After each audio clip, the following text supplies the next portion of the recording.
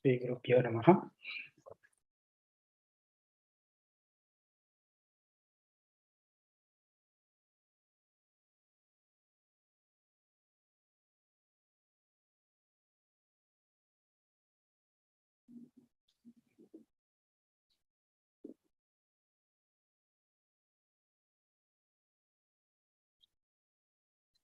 It is the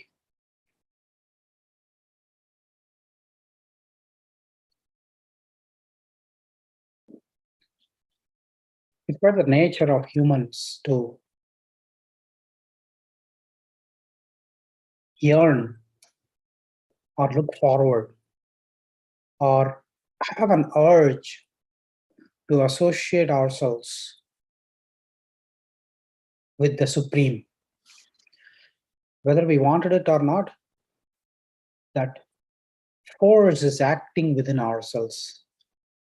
You might have observed that many times within yourselves. That force which tries to do many things, but it doesn't know what to do, how to get the full 100%, 100% experience. That force you might have experienced within yourself,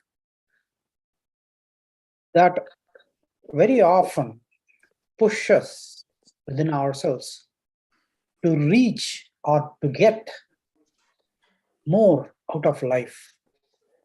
Have you ever wondered what that force is? It's inside every one of us.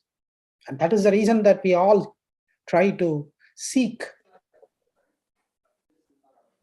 things beyond, more, want to have kind of feeling. That is quite natural within all of us. And that is the force of divinity within ourselves. The force of divinity within ourselves wants to associate with the supreme force called God. Whether we like it or not, that force within us tries to associate itself, just like how a magnet will do the pull. When you place a magnet, another magnet, reversed, north, south, naturally this magnet will try to attract this smaller one. The bigger magnet will attract the smaller one. Nothing needs to be done. No extra additional steps need to be done. The smaller magnet will naturally be pulled towards the bigger magnet, right? Likewise, even the earth, the gravitational force, because of that, all of us stay intact on earth. We don't float in space. That is because earth has the natural ability to attract. That force within ourselves, the divine force, naturally is trying to associate itself with God. But most of the times we are the ones that is restricting, not associating ourselves with God. We are the ones who is preventing ourselves from becoming part of that. We are already part of it, but we don't want to accept it. That there are many other distractions that are much more interesting. My life is out there. My life is this. My life is that. We define many artificial things around us, and then we find our identity around all those artificial things, but ignore that force which is doing the pull towards an unknown thing, towards an unknown, unexplainable within ourselves. But we do appreciate, we do acknowledge that force which is trying to pull ourselves in one direction, which we do not understand. In order to find an explanation to ourselves, we think that, oh, that is the one that I'm interested in. This is the one that I'm interested in. We go in multiple directions. And we end up not really truly understanding where that attraction is. And then we get ourselves incorrectly assessed about our own interests. We think that, oh, that is what me, I am the secretary of this organization, I'm the vice president of this, and that is what me, right? Or I'm doing this, and this is what is me. That can be even good things. Something like I'm working for I'm I'm a priest, let's say, in a temple close to God, and we think that I'm a priest. That definition has also becomes true. I'm a priest. I'm the one who is the priest. I'm the one who is the closest to God. Such kind of ideas we start to build around ourselves because of that incorrect assessment. But everyone has got that acknowledging clearly that yes, that is a call that I get there. And this is not a normal call that I have. This call is different from the calls of material nature. So that is the most important and interesting. I'm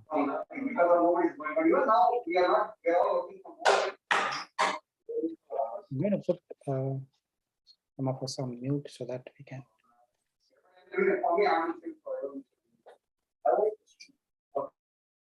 Okay. That is the call that we'll have to make. Now, one thing you can observe, and that staying with divinity, staying close to God, is staying with divinity, is an experience. We cannot ask for proof. Where is God? Because God is an experience. One has to experience within oneself. If for anything, any object, for us to prove to others, you can say that, look at that, that is the proof. Or listen to this, this is the proof. But God is a proof that we give not to others, but to ourselves. Within ourselves, we are giving that proof, and it has only to be experienced. If it is going to be ourselves, it has to be experienced within ourselves, inside of us. Just like how you cannot explain to others how ice cream tastes. Let's say someone asks you how ice cream tastes. Experience yourself. Just take a scoop. Taste yourself. That's when you know. It cannot be talked over. It cannot be explained how God experience, how divine experience is. Because divine experience, one has to go through it and experience that. That is the reason they are saying that it cannot be proved or explained. Now, in order to have that experience, divine experience, we have been told generations after generations that there are methods. And the Bhagwad Gita that we are learning is teaching us three distinct methods where divinity can be experienced. The first method is the Karma Yoga, and the other one is the Jnana Yoga. And we are going to see Bhakti Yoga also. Bhakti Yoga is going to bring towards the end, where your devotion, absolute devotion, is a must, is essential. You cannot help it, but you become devoted. That is Bhakti Yoga. And Mirabai, Surdas, Tulasidas, Tyaga Brahmam are all the Alvars. They are all examples of Bhakti Yoga. Uncontrollable devotion, uncontrollable love and affection towards God. That is Bhakti Yoga. The moment anybody says Vishnu or Narayana, their eyes will become watery. They will start crying unstoppably, so much of love and affection. Now, that is only for few people. They are blessed with that. Such a kind of passion and affection towards divinity. They are born with that. They are born for Bhakti Yoga. Jnana Yoga. People, right from their birth, you are equipped with an ability to reason out and understand divinity. That is Jnana Yoga. Vivekananda, an example. Ramakrishna, Paramahamsa is an example. There are many, many yogis. Even now they live in the Himalayas. They just wander around. There is no bhakti for them as such. They won't cry when they hear the names of God, but still they have the knowledge and intelligence of what is this birth versus what is that supreme. The difference, they have understood it using the knowledge that they have inherently, and they also used it towards understanding with their own interest, with their own nature, and they have been blessed with that also. So these two paths are ruled out or already closed for us. If it were, we would have already been fruits. We would have already been experiencing that divinity within ourselves. The rest of the 98%, 99% will have to go through the grind of figuring out what is life, what are we going through, birth after birth, and few days seem good, most days seem not so good. There are many ups, many downs also. And what is this we are going through? End of it, everything just split of a second goes for a toss. Without even any trace, generations after generations are gone. And likewise, we also will be gone in a split. No one is ever going to notice what is happening, right? So those are the questions that comes to our mind. Is there any hope for all of us? So that is the reason that Krishna has introduced. For rest of all, you are not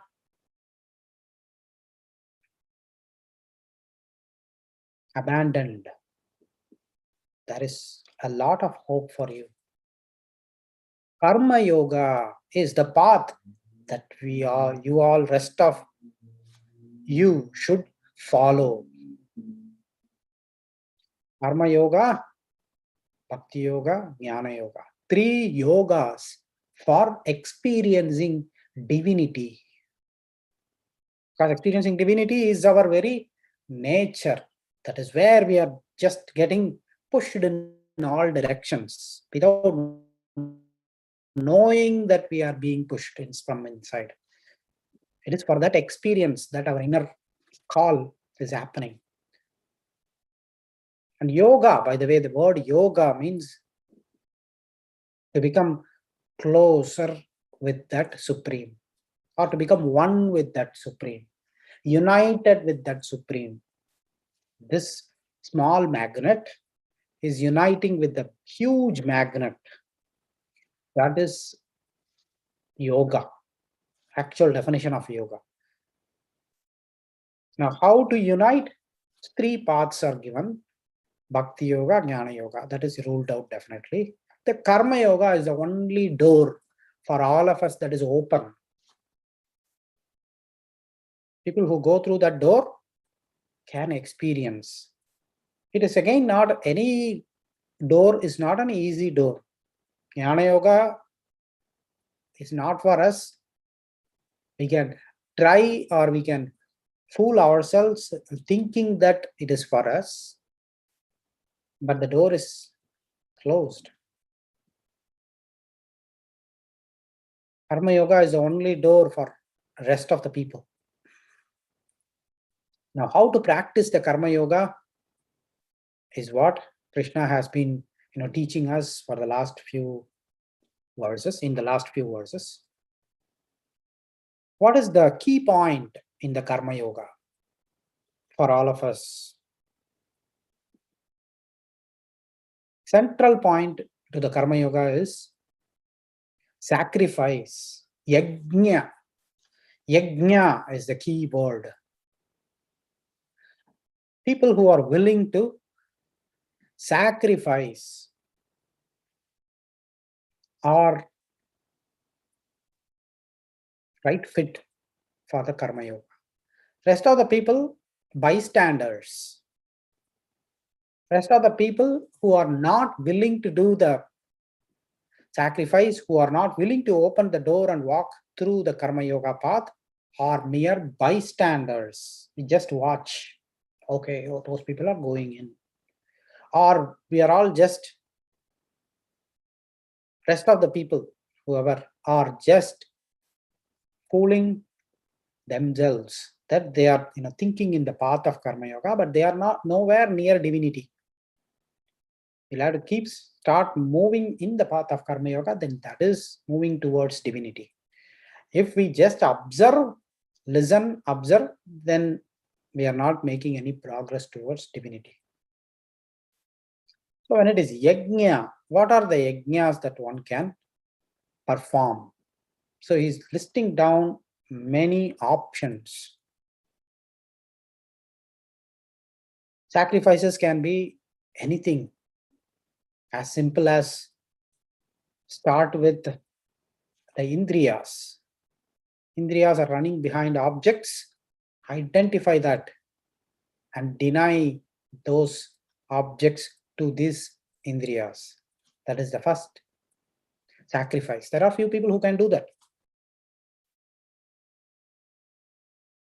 Whichever way is easy for you, follow that path, is what he's trying to tell us. Not all things are possible for all. Even within the Karma Yoga, many people can follow different routes to get to the Karma Yoga, the path of Karma Yoga. Fundamental philosophy is to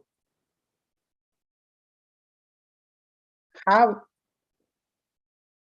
a mindset that it is not me who is doing these actions, and it is not for me who am doing these actions, but it is for that Deva, super Deva.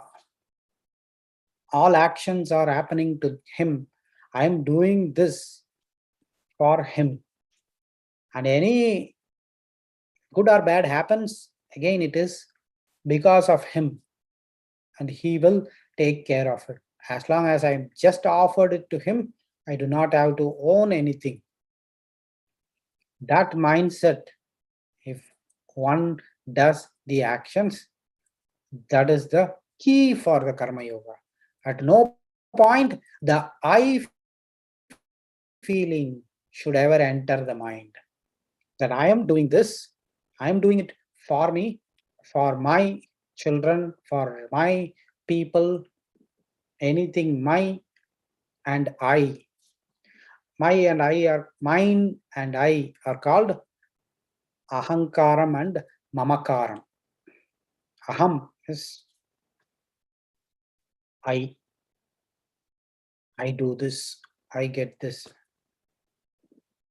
Mama, mamakaram, to me, I'm doing it for me and this is mine. So such thought is the killer. Such thought will never help us break the knots of bondage. Such thoughts, if it is present, it has to be cleansed. And what is the way to do the cleansing? Cleansing process starts with sacrifice. Because if we wanted to achieve a thing, Right now, what is stopping all of us from becoming like a Tyagaraja or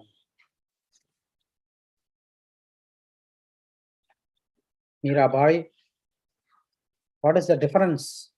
Why is it that they are born so with so much privilege of being close to divinity, and rest of the people were left alone? They have inner accumulation that we all have, not just from this birth, but birth after birth after birth after birth. We have accumulated because we have been doing the same thing again and again. It's not going to go anywhere. It's just that some new things have started, new way of doing things, but the same fundamental root thoughts of enjoying, that is fundamental to us, and that remains within us. The animal instinct is all that: eat, sleep, procreate. That is what they do, right? And that is fundamental to us, all of us humans also, because we all were at one point of time took births. Maybe we would have been born as animals. So from there we carried such thoughts within ourselves. Some good thoughts are also there. Some evil thoughts were also there. The cleansing must happen.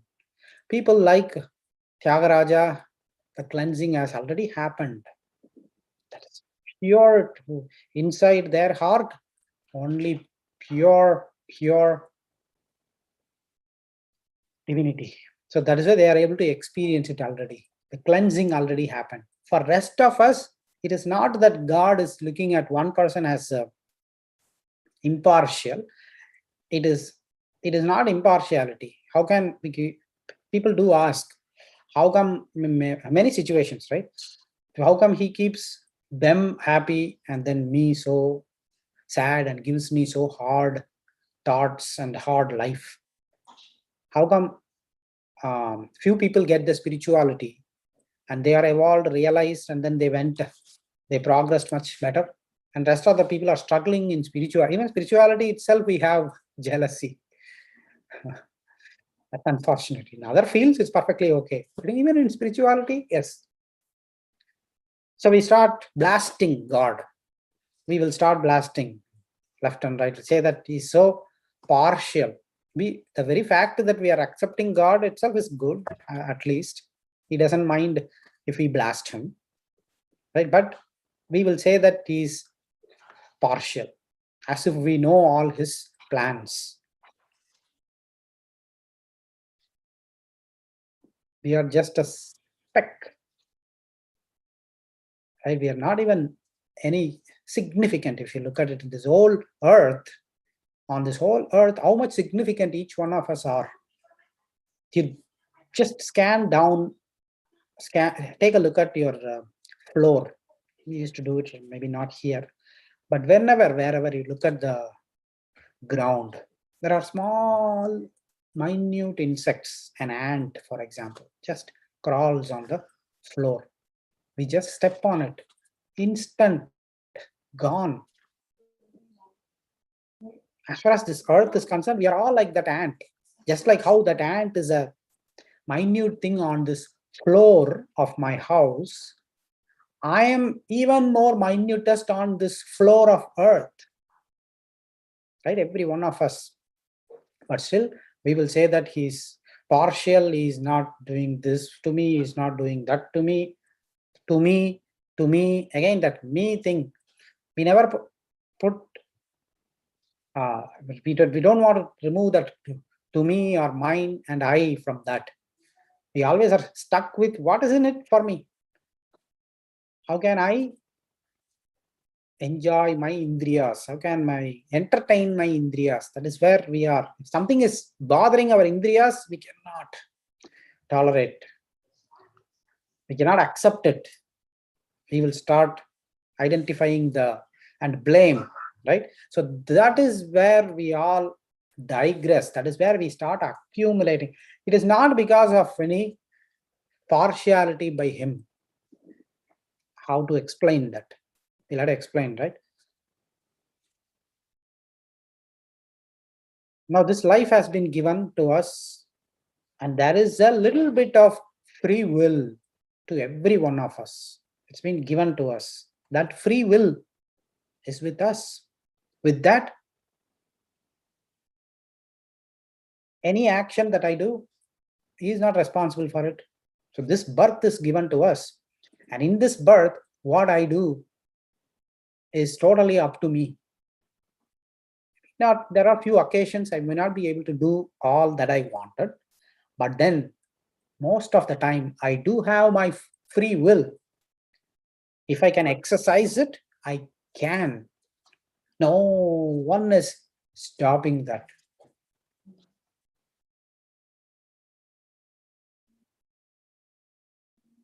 Right? Absolutely. No one can stop us from being happy for that matter. People can put anyone in a prison, but they cannot take the liberty inside them, that will inside them. That always stays within ourselves. That will or liberty is our key to the Karma Yoga. So we can practice the Karma Yoga if we really wanted to and cleanse all those impurities within ourselves and become like Tyagaraja, Tyaga Brahma. In our next birth, maybe, if not now, this. But we need to start that work of doing the cleansing. So that is where Krishna is offering here how to start the process of cleansing ourselves.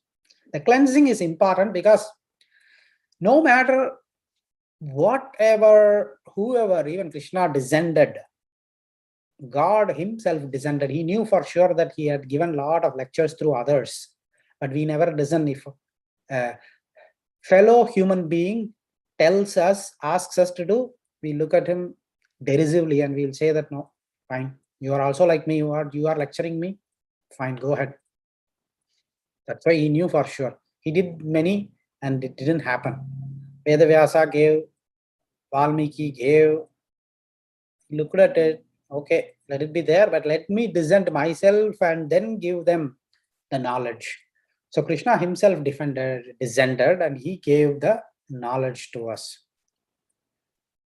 Right? In that he says that if we wanted to fix your pattern of repeating, because what needs to be fixed, right? In life, people can always say that I'm good. There is nothing needs any fix. I'm happy. Yeah, true. But the pattern that is repeating again and again, that we are not aware of it, the pattern of being born young, growing up, then growing old age and disease, and then being born again, and that repeats again and again. That pattern, if we detect, then we know that okay, we need to look out for ways and means, right? And also going through this, leave alone the next births, even right within this birth, don't we want to take charge of our own being, our own existence, our own life? How can we do that? Somebody can ask Krishna that you have given me, okay, you are responsible for it. Okay, where is the manual for my life? That is why he is now giving us the manual. The manual is you have accumulated a lot of dirt within your mind. And now is the time to get rid of those dirt so that the yoga can be accomplished. Yoga is merging yourself with me. That yoga can happen. You can be close to me. You can experience divinity inside you, provided, because I'm always with you, provided you are willing to remove that incorrect impurities that are stuck to you. And how we ask him, how can I do it?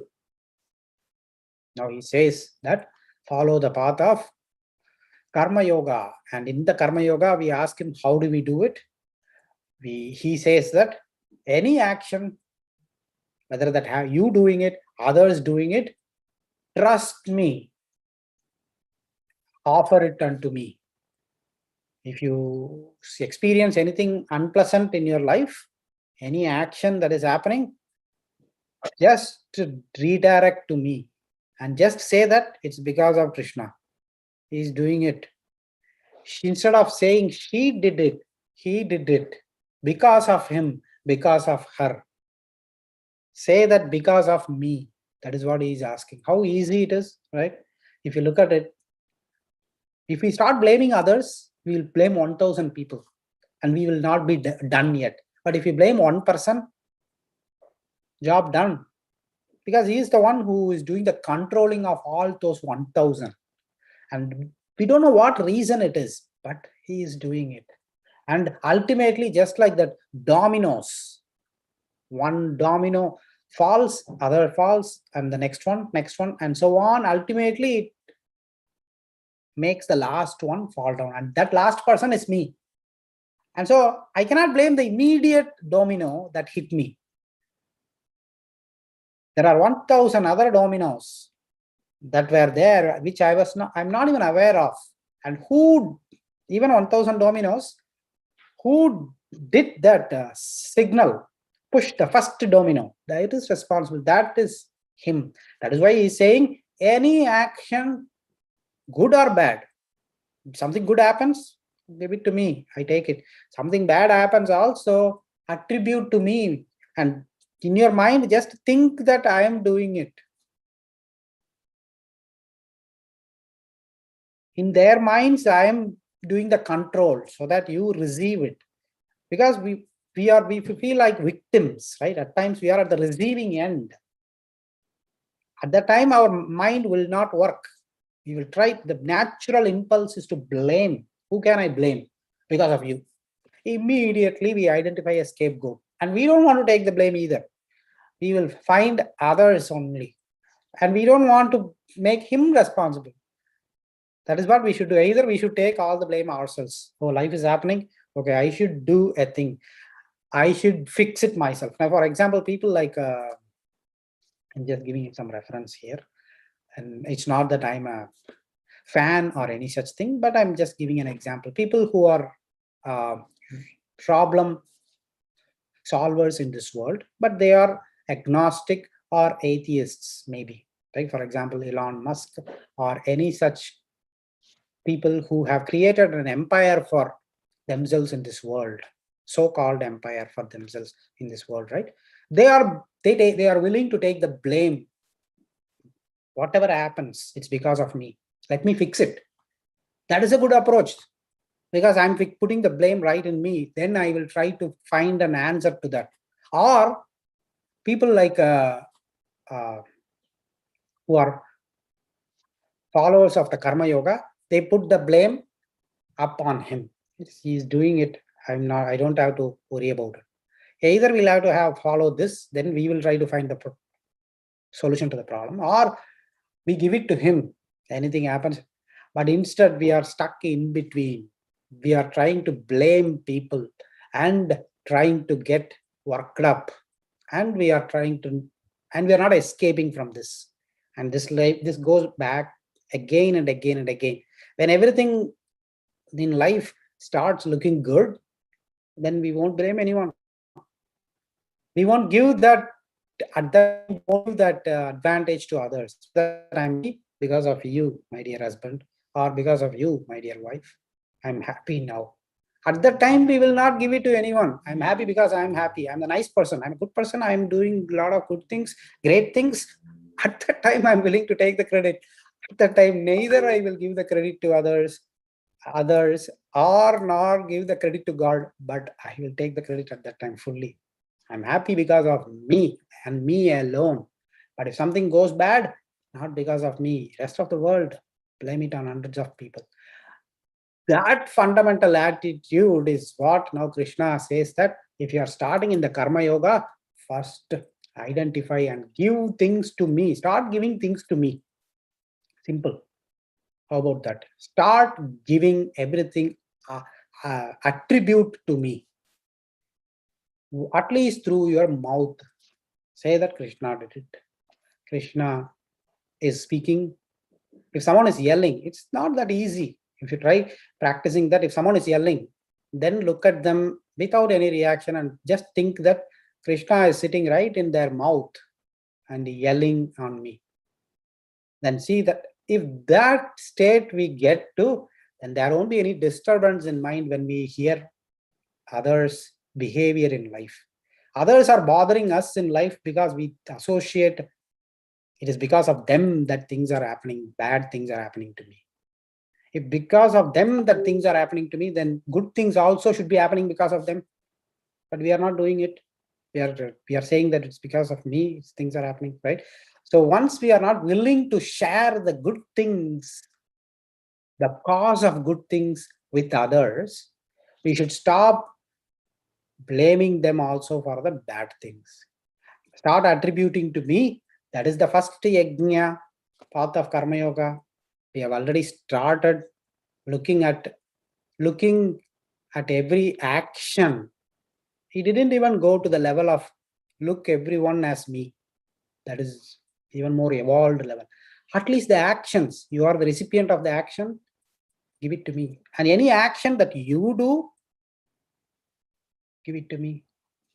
If you happen to do something really good, give it to me. Just say that give it to me can be something like, oh, what is there in it for me to do it? It is because of him, which is 100% true, because I do not guarantee my own life. When I'm breathing now, it's not that I didn't do anything to breathe. I do not even know the next moment I'll be alive or not. It's not even in my hands. So there is some super duper power that is deciding me that I should live and breathe right this moment. So naturally, the action that I do now of speaking, it's not that I am controlling it. How can I take the credit that I did it? Right? So that is why I'm doing it. It is not out of humility. Many people will say that, oh yeah, no, there is nothing in it for me. I didn't even do that. At times it can be true humility, but false humility will also be there in it. Will say that that's because of misunderstanding. Oh, I have to be humble. Otherwise, others might think me as an arrogant guy. So let me be humble. That is even more wrong, incorrect, thinking. For that, a person can better be arrogant. There are few people who are arrogant. They don't care what others think of them. They wanted things to be done straightforward. I wanted this to happen right now. I don't want to just beat around the bush and then make you feel good or make you believe that I'm a good guy. Those people are okay because they are straightforward and they wanted the things to happen. Those people are much better than people with false humility. False humility people, they wanted the attention, they wanted the attraction, but still others should not mistake me. Let me be humble. Right? So that is not correct. So the thing is, 100% truthfully, we should be humble, because there is nothing that we are literally doing. Even the breathing, next to breathe, when we are not doing ourselves, we don't have the control. There is the question of doing something bigger than that. Right? That is the reason that attribute to me. I'm the owner of it. I'm the one who is making you live, do things for a reason. I do not know what the reason is, for a reason. So now that is the reason that whenever we are thinking, our thought should also be oriented towards him. That is the first step in the process of cleansing ourselves. The cleansing process is important because we have stuck within ourselves a lot of things. That is why we are not able to experience that divinity, just like a Ramakrishna or Vivekananda or Mirabai or Tyagaraja is experiencing. If we wanted to get to that level, if we wanted to solve our own problems, we should be willing to first acknowledge that these impurities are preventing me from appreciating the divinity, and then start attributing our actions and others' actions, our results. Not only the action that I perform, but any kudos, any bouquets that I receive, it's also I'm giving it to Sriman Narayana. So that is what he wanted us to start with. Imagine that once we start thinking that way, then our mind will be, we won't own it. Mamakaram will slowly go away. There is nothing that belongs to me. That once we start giving everything to others, what will happen? Right? Now we start with giving to him, to Krishna. Once we start giving all actions and results and whatever happening within me, good or bad, difficult situation, give it to him. I will go through, but we'll have to be the victim, because that is a reality. But with a thought that he is doing it for a reason. I do not understand at this time, but let me give it to him. Because of him, this is happening. So naturally, we are giving the effects, good and bad, to him. Once we start living as such a life, our mamakaram slowly leaves us. Mamakaram is the feeling of possession. Mine, mine, mine. That will now go away. His, his, his. Now, we asked Krishna, it is not that easy. We openly tell him that even though we can practice it, but not 100% easy. Still give us a simplified way where we can practice the karma yoga. That is why he took us to the next level. Okay, you don't want to give anything, any action and results to me. May not be right now, but you will eventually get there. What I will tell us some simple techniques with which naturally you will get there, where your mamakaram and ahankaram will also go, and naturally it will purify your heart, cleanse your impurities. How? That is the process of sacrifice. Sacrifice is a yajna. So that starts with, there are few methods he is going to teach us. The first method, last week we saw the first shloka, which is first start looking at the objects of your interest. Your eyes may be slave to some of the objects in this world. Identify that. Sacrifice that to me.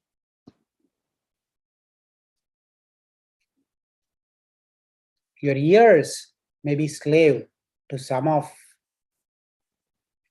listening to few things. Sacrifice that to me. Start with that. Tongue may be slave to few of the things. Give it to me. That is one thing, one way of doing it. If you think you can do it, go for it. Now, the other ones he is going to say, there are other yajnas or possible sacrifices that he is going to say. Let's see that one shloka. That might be relatively easy, but you to discern is easier for your case.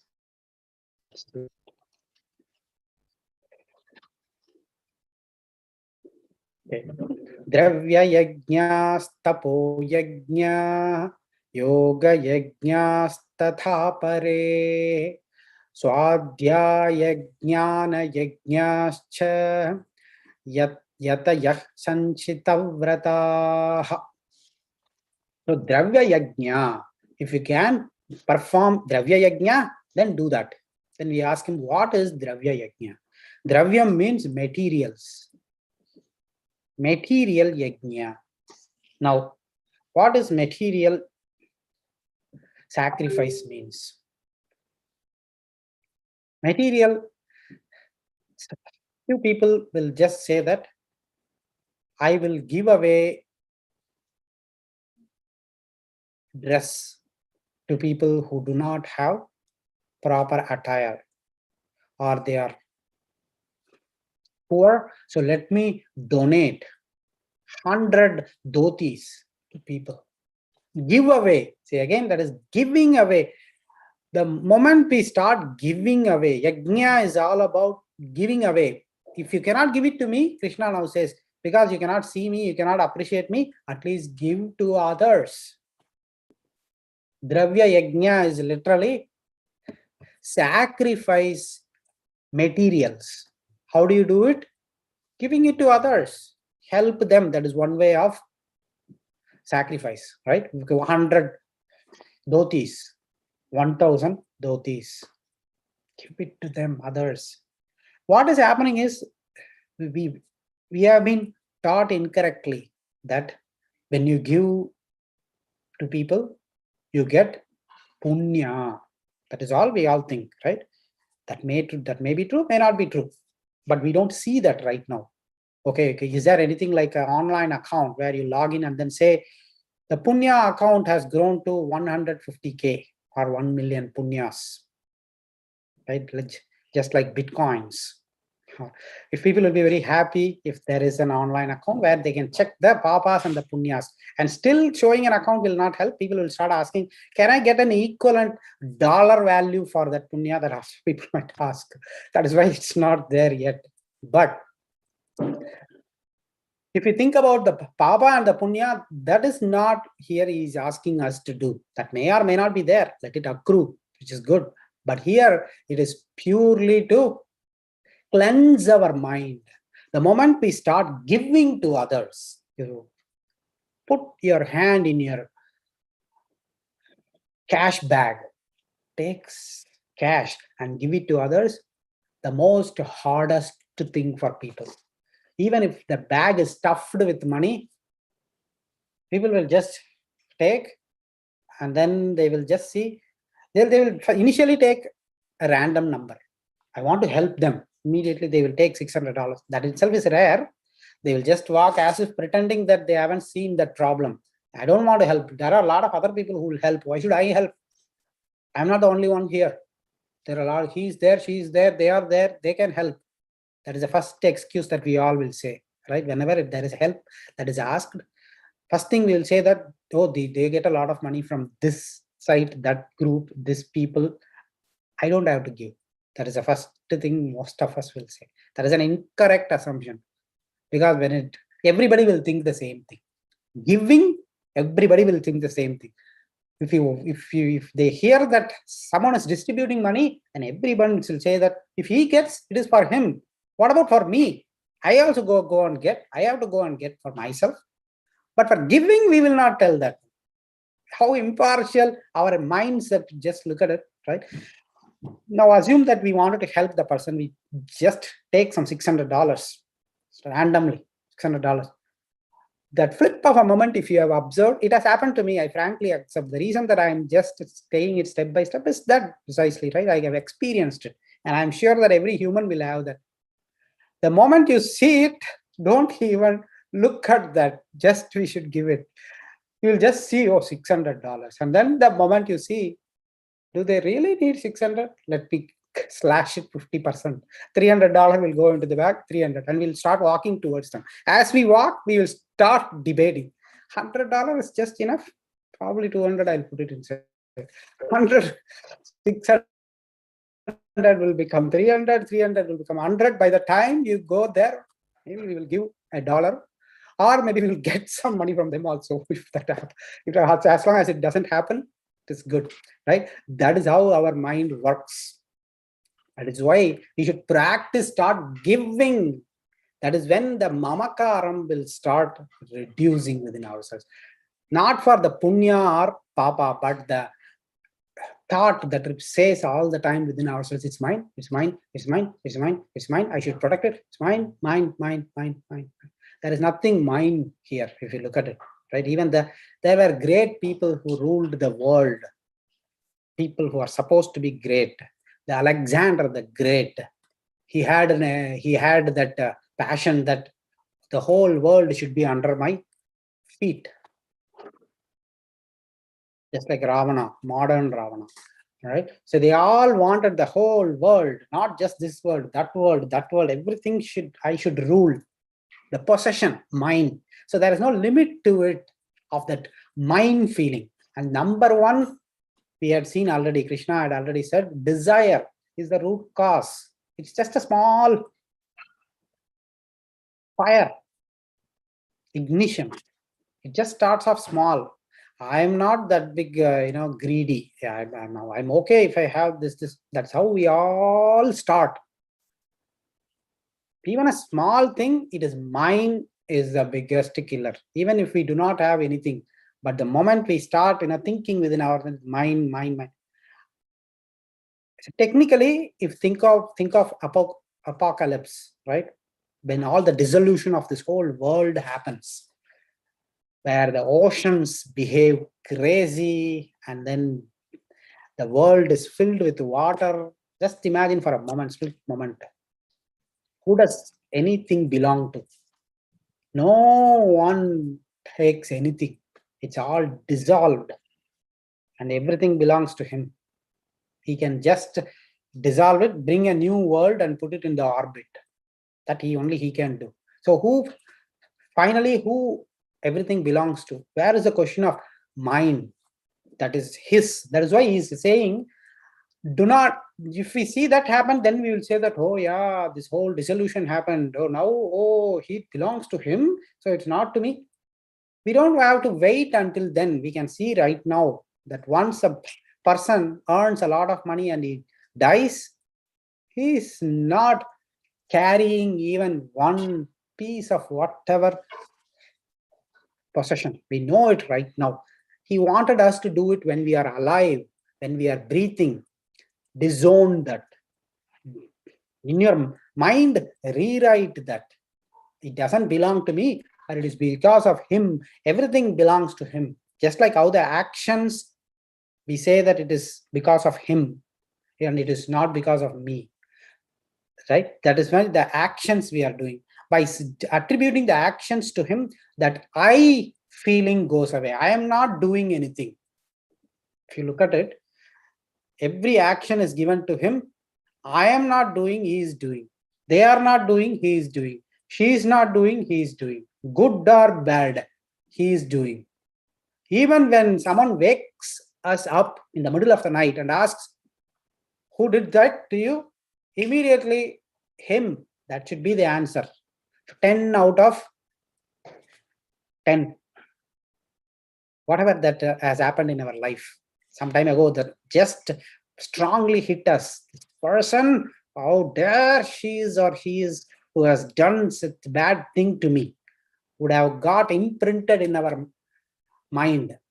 Middle of the night, if we wake up and say, oh, because of that person, that she is the one who did it, immediately we will say. But even at that time also, middle of the night, sleepy time, he is the one who is doing everything. That is the clarity. Then we have cleansed ourselves that thought of I within us. Because the I thought is not that easy to erase. Teach people whatever method, it's not easy to erase. Teach people to associate all actions to him, I part is naturally erased. That ahankaram is gone. Likewise, whatever that we have, donate. I mean, not everything. We're going to keep ourselves. No one is going to become instantly like that great charity-minded person here, right? We should start small and then start developing the habit of giving. That is when we will slowly build that habit. At one stage, we might think that I don't think I did it. I can give more. Because when will we get that one, right? Right now, if I start with 1%, tomorrow I will become 2%. Next year, I will become 10%.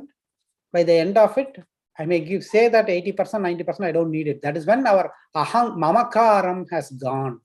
I no longer will say it's mine, mine, mine. Once ahankaram and mamakaram are leaving us, then that is when our impurities are gone. Once our impurities are going away from us, then we will start looking at the things, events, that are happening around us in life in the right perspective, in divine perspective. If we start looking at things right now, we will look at a human perspective and we'll attach human values to it. That is why we are all entangling ourselves into a loop, infinite loop. We are not able to get explanation. We are not able to explain ourselves what is happening. But the moment we start attributing to him blindly, then our ahankaram, mamakaram is going away from us. Again, it's not going to magically go just like that. It's going to be harder. We have to practice that. Just like anything, it is even more harder because worldly things can be easier. This is spiritual things, even more the hardest. Still, there will be 1%, 2% sticking there. We'll have to try to get rid of it by strictly practicing this yajna of material sacrifice. So in order to build that, even there is one more step to that. If you ask people to give away, people will not do it, right? See, so much practical things.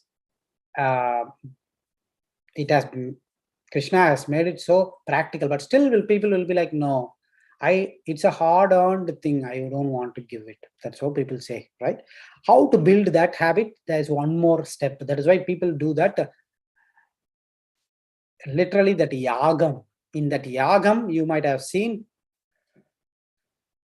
fire will be burning and people will put their belongings into that. That can be dress, food, everything is given to that. That is a starting point. So that at least, okay, if you don't want to give it to others, give it here, put it here. And when it is done as part of a process, a ritual, people are okay to do that. And then when you say that this, whatever that you are giving is a punyam, it will directly going to Narayana, then people will accept it. They won't even ask for any acknowledgement whether it is reached or not. And all it has to be said is, in the name of God, put your this belongings into this fire. A priest orders, then that person will listen. But if someone says, go give it to this poor people or go do the donation, nobody does it. But in order to do that, that is why there is one more step. But I think here we don't need any such yaga or yajna to build that habit. We all are givers already. Let's increase that practice of giving. And when we give, let us not analyze whether they are using it correctly or they are cheating us or any such thing. Give it. What is there in our mind matters most. What is there in their mind, the receiver's mind, he will see it again. We are not responsible for it. That is how we should start giving. Number two, anything happens around us. After this meeting is over, you go and then do anything happens, start attributing to him. That is when our mind will start seeing the presence of God within ourselves and everywhere around us. With that, we come to the end of this session. We will see more next week. Thank you very much. Kantaya Kalyana Nidaye Thinam Sri Venkata Nivasaya Srinivasaya Mangalam.